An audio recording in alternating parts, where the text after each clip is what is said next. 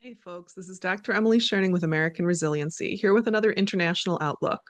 This week I'm updating the projections for the European Union and the UK. My previous video on this topic was released in October of 2021 and was based on a report published in 2017.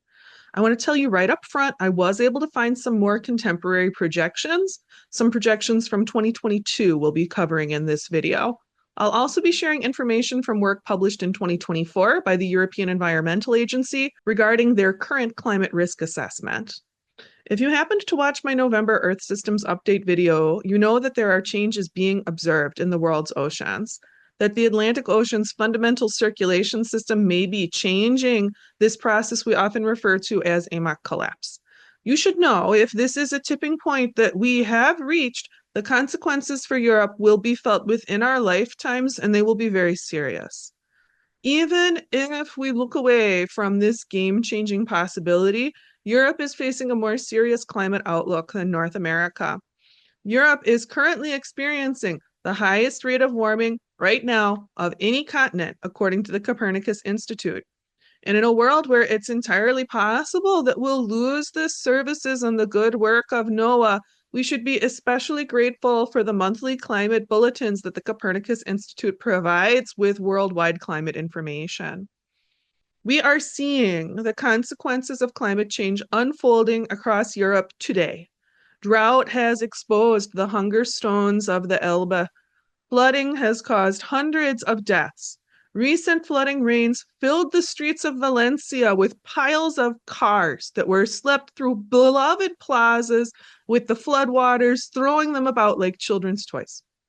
In the UK, many people are concerned about produce shortages and produce quality issues because when you go to the store, the reports I hear from regular people on the ground, it sounds like these issues are rather evident and personally pressing today for regular people on the ground in the UK.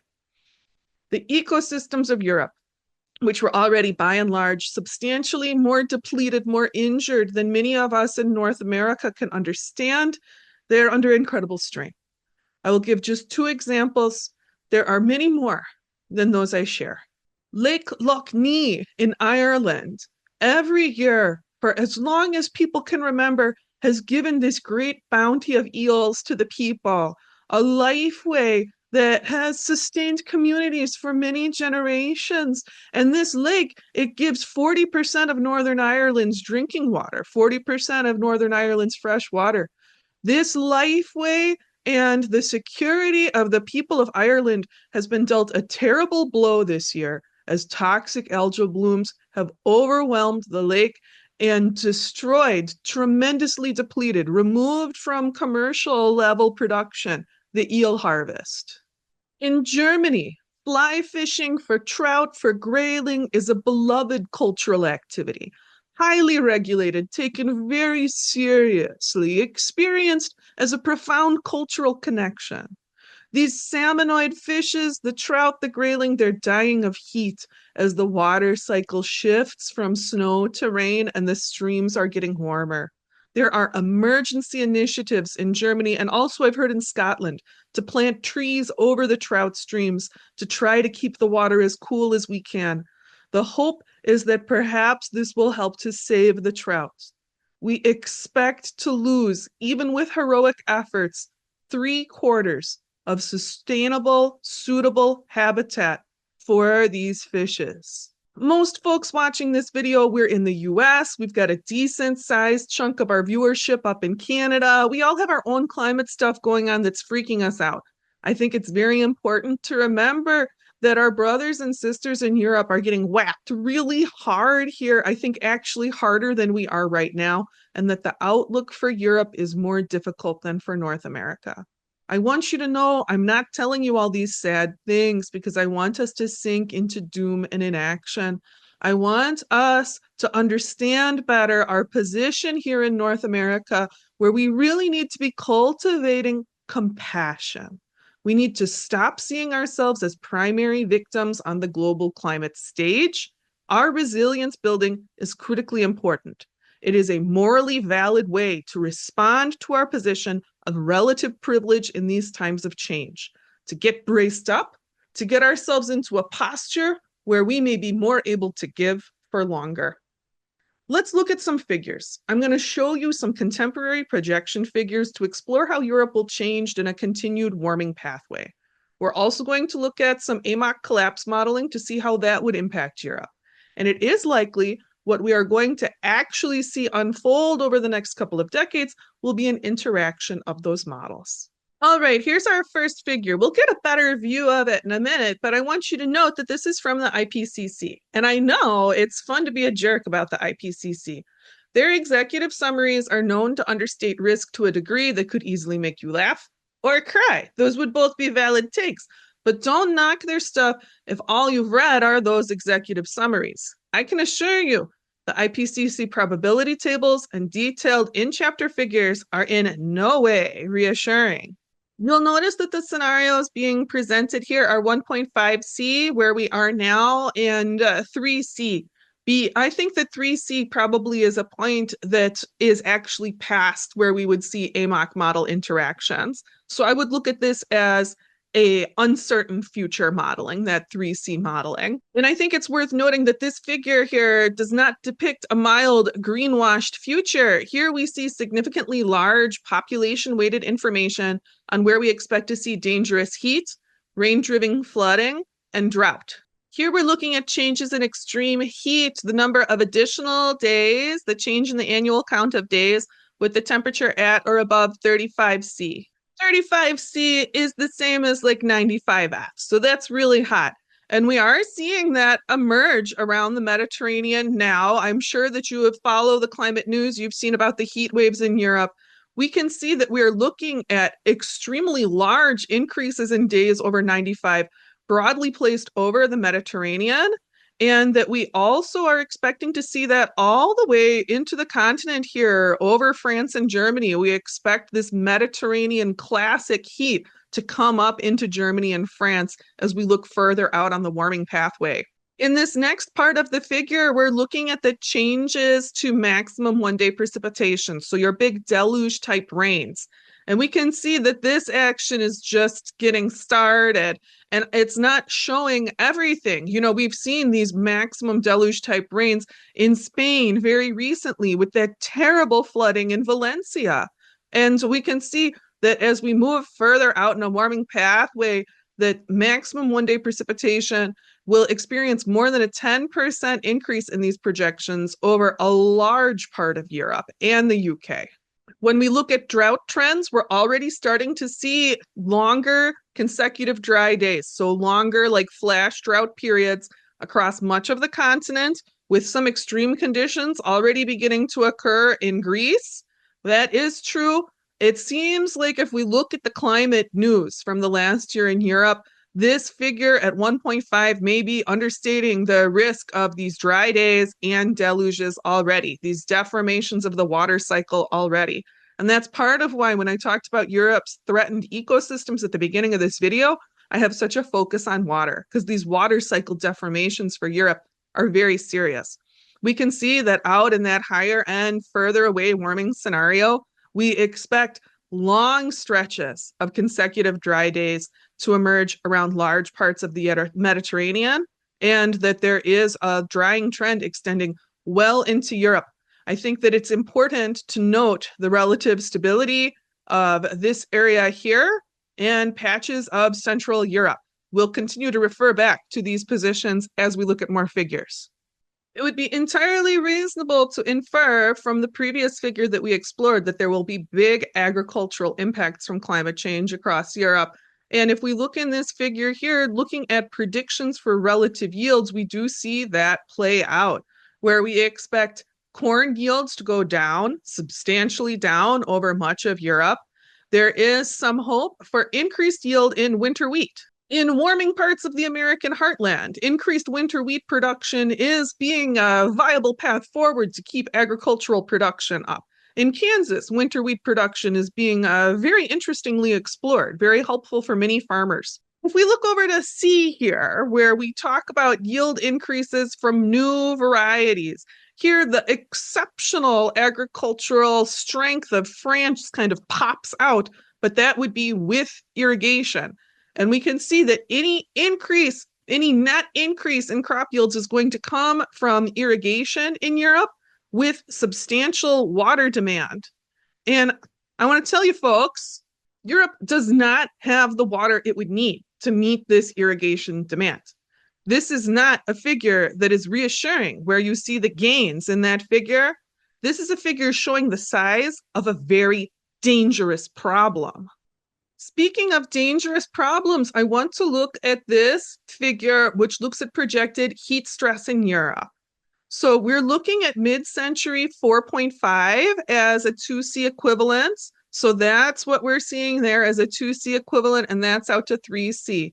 If we look at the UK here, I want to zoom in at the UK here because the heat stress in the UK has really clear boundaries where anyone who's in the UK, I want them to have a chance to see where they're placed with the projected heat stress. Looking out over Europe, we can see that compared to Europe's baseline heat-stressed areas, areas where people can experience health risks from the heat stress, we've gone from relatively contained areas where there's cultural practices for dealing with the heat and appropriate construction for dealing with the heat to unusual levels of heat stress expanding over most of Europe.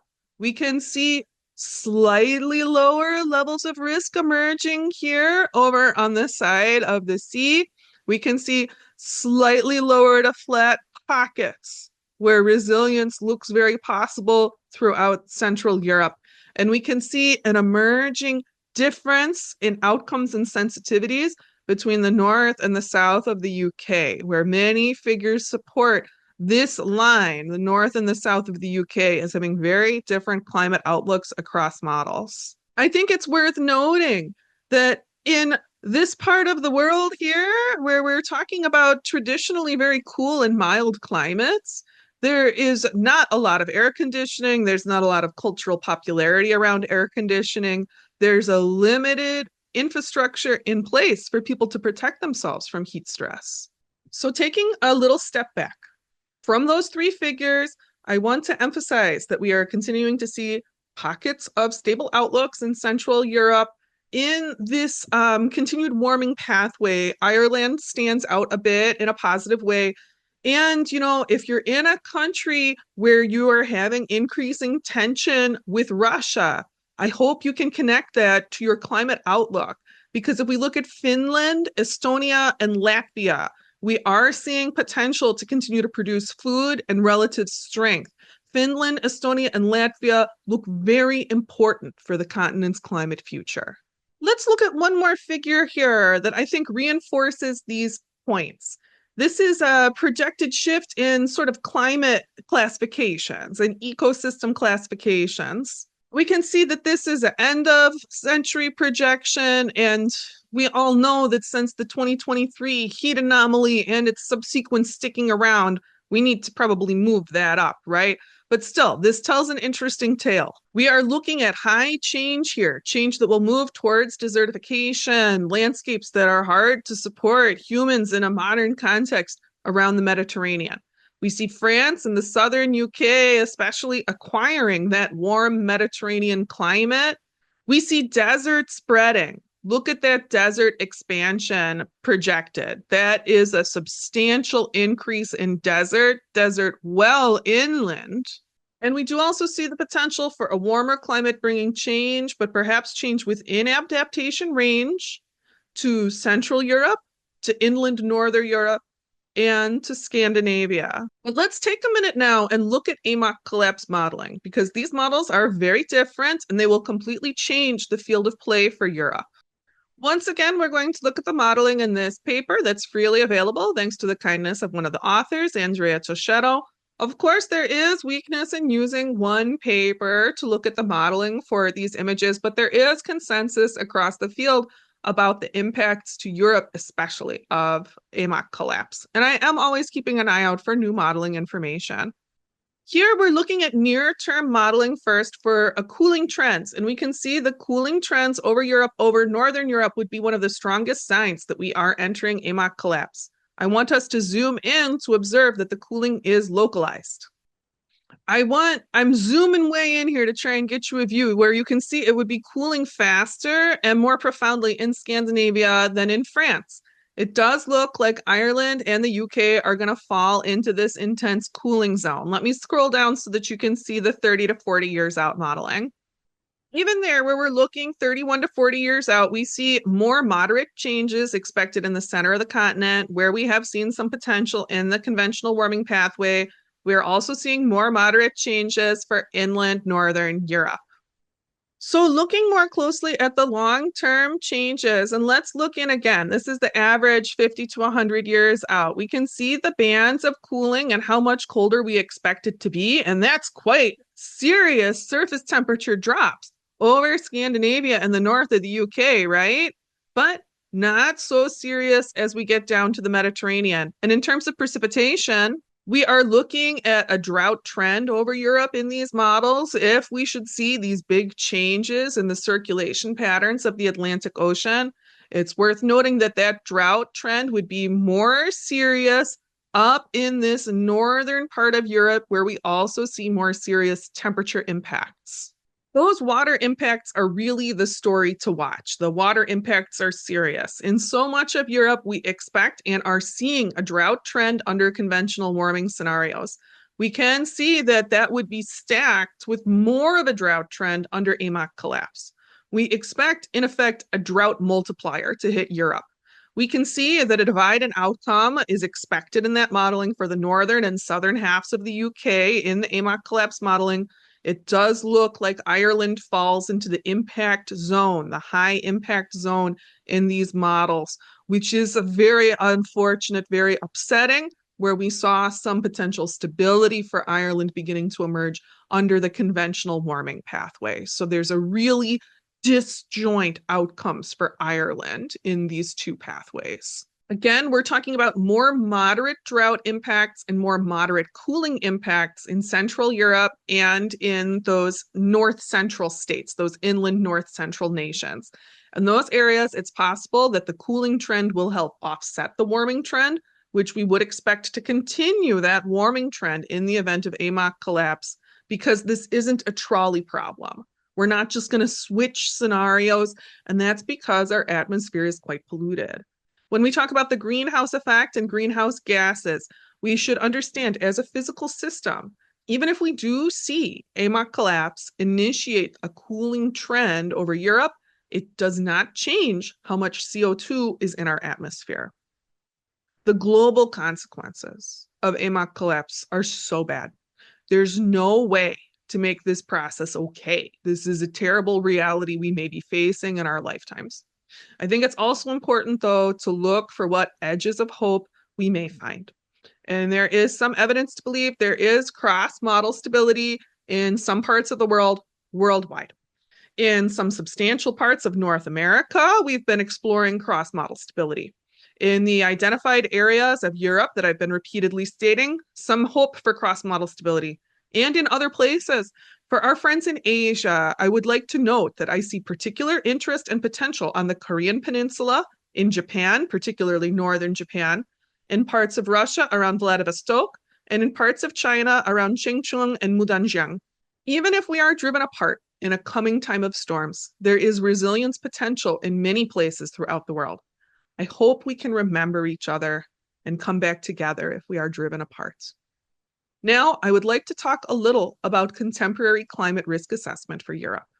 In Europe, climate change is by and large not considered controversial. There's a fairly strong and unified response to climate change. There's a lot of adaptation work being done. Here are the critical vulnerabilities currently being addressed in Europe, as explored in this 2024 report. There's a lot of mention in the UK of the front matter of this report. Folks in the UK, the people who wrote this report appear to strongly wish you hadn't Brexited so you could all prepare together. It's worth noting that the mentions of you are very kind. I think many of us in the US will find some comfort in seeing an official government report that recognizes as the top line information that we're over the 1.5C threshold. You can see that's the first bullet point of this report here. There's also top-line recognition of climate change happening now and being a risk multiplier today. On page 5 of this report, where I will have the link in the video description, you'll be able to look at all of these figures we've talked about today for free on your own if you want to study them in more depth. We can see here some simple summaries of current climate trends like we looked at in the IPCC matter.